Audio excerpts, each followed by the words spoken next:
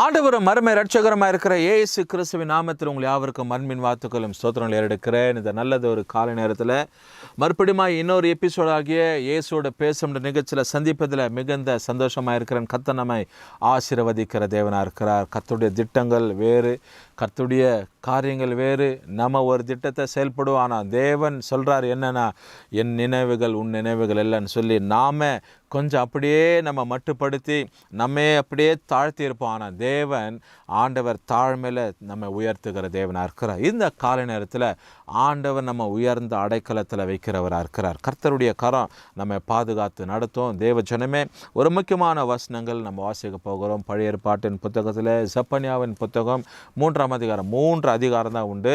ஒரு அற்புதமான ஒரு புத்தகம். நீங்கள் நேரம் இருக்கும்போது முழுமையாக அந்த 3 அதிகாரத்தை வாசித்து பாருங்கள். கர்த்தர் நம்மை அந்த வார்த்தைகள் நிமித்தமாக பலப்படுத்துவார். அநேக அற்புதமான வார்த்தைகள், வாக்குத்தத்த வார்த்தைகள் நமக்கு அந்த அதிகாரத்தில் உண்டு. அதனால் 3ஆம் அதிகாரத்தில் 17வது வசனத்தை நம்ம வாசிக்க போகிறோம். தேவன் பாருங்கள் எப்படி இந்த காரியங்களை இங்கே துவக்கிறார். 17வது வசனத்தில் பார்க்கும்போது முதலாவது நான் ஆங்கிலத்தில் உங்களுக்காக வாசிக்க போகிறேன்.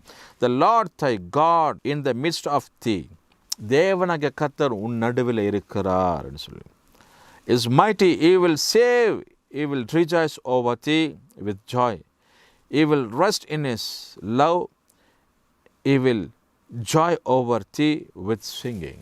ரொம்ப அருமையான ஒரு காரியம் பாருங்கள்.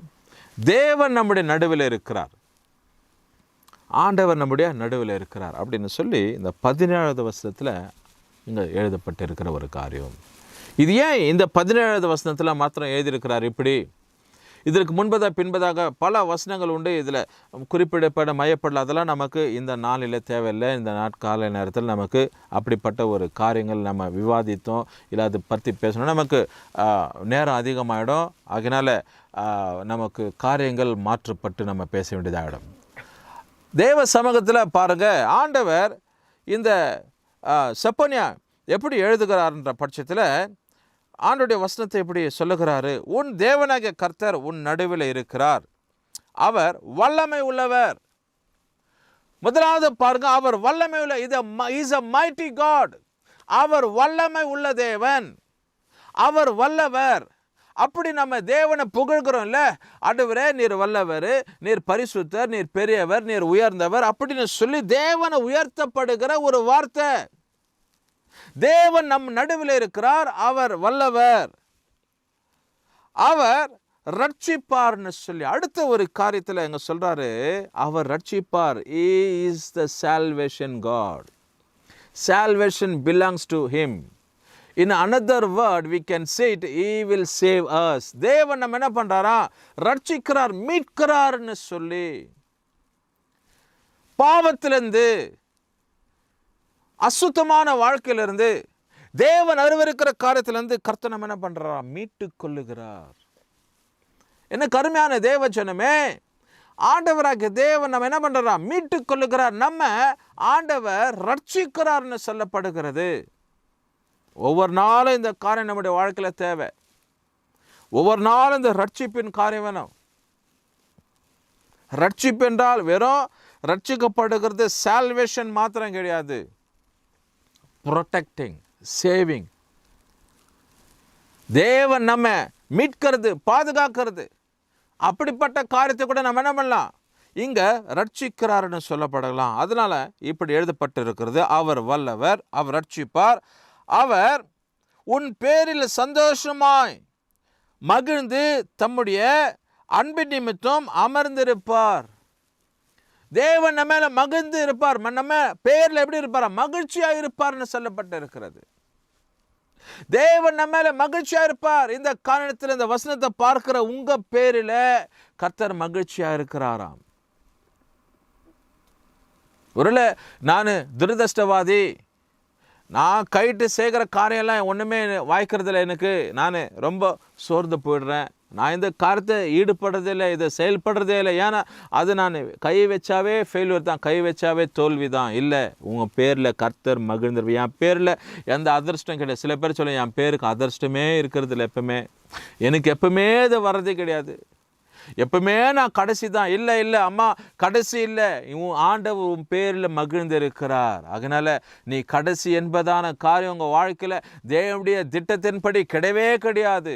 ஆண்டவர் தம்முடைய பிள்ளைகள் எல்லாரும் முன்வைத்து மேலே உயர்த்தி பார்க்கறது தான் ஆண்டுடைய பிரகாரம், ஆண்டுடைய திட்டங்கள். அதனால இங்கே அந்த வசனத்தை நாம் நிறைவேறுவோம். உன் பேரில் மகிழ்ந்து தம்முடைய அன்பின் நிமித்தம் அமர்ந்திருப்பார், அவர் உன் பேரில் கம்பீரமாய் களி கூறுவார் என்று சொல்லி. அப்போ என்னென்ன காரியங்கள் ஆண்டவர் நமக்கு இந்த இடத்துல வச்சிருக்கிறார், இந்த வசனத்தில் இந்த செப்பனியா எழுதியிருக்கிறார் பாருங்க. ஆண்டவர் நம் பேரில் மகிழ்ந்து இருக்கிறார், களி கூறுகிறார், நம் பேரில் சந்தோஷமா இருக்கிறாரு, நம்மை நேசிக்கிறாரு, நம்ம ரட்சிக்கிறாரு, நமக்கு கேடகமாக இருக்கிறார், நமக்கு பலனாக இருக்கிறார், நமக்கு வல்லவராக இருக்கிறார்னு சொல்லி பல காரியத்தை இந்த இடத்துல எழுதப்பட்டு இருக்கிறத நம்ம பார்க்கிறோம். ஆகினால ஆண்டவர் ஒரே ஒரு காரியத்தை நான் சொல்வேன், the Lord is there with you.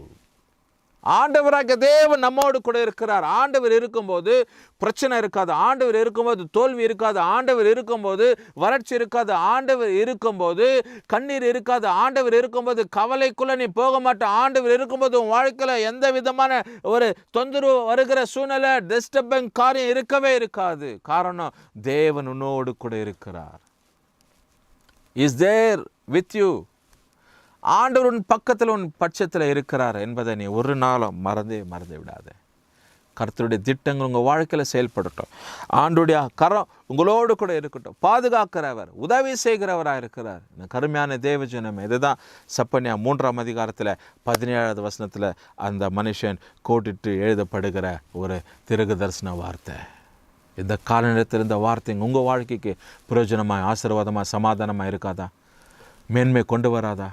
நிச்சயமாக ஆண்டவர் ஆசீர்வாதம், நிச்சயமாக மேன்மை கொண்டு, நிச்சயமாக தேவன் உயர்த்தி நடத்துவார் என்பதில் எந்த விதமான ஐயமும் கிடையவே கிடையாது. கர்த்தனை ஆசீர்வதிப்பார். ஜபிப்போம். நல்ல பிதாவே துதிக்கிறோம், உமக்கு நன்றி. Zephaniah 3:17 பிரகாரமாய் the Lord is there with us. கர்த்தர் எங்களோடு கூட இருக்கிறார். அவர் வல்லவர், அவர் ரட்சிப்பார், அவர் எங்களை நேசிக்கிறார், அவர் நிமித்தம், அவர் எங்கள் நாமத்து நிமித்தம் எங்கள் பேரில் அவர் மகிழ்ந்து இருக்கிறார், களி கூறுகிறார்னு சொல்லி நாங்கள் பார்த்து இருக்கிறோம். இந்த கால நேரத்தில் வேதனை, கண்ணீர், கவலையோடு இருக்கிற இந்த பிள்ளைங்க வாழ்க்கையில் கர்த்தர் நீங்கள் கூட இருக்கிறன்னு சொல்லி நாங்கள் விசுவாசிக்கிற நம்புகிறோம். தொடர்ந்து ஆசீர்வாதம் வழி நடத்துங்க. இயேசு கிறிஸ்துவின் நாமத்தில் ஜெபிக்கிறோம் நல்ல பிதாவே, ஆமென். கர்த்தர் நம்மை ஆசீர்வதிப்பார்.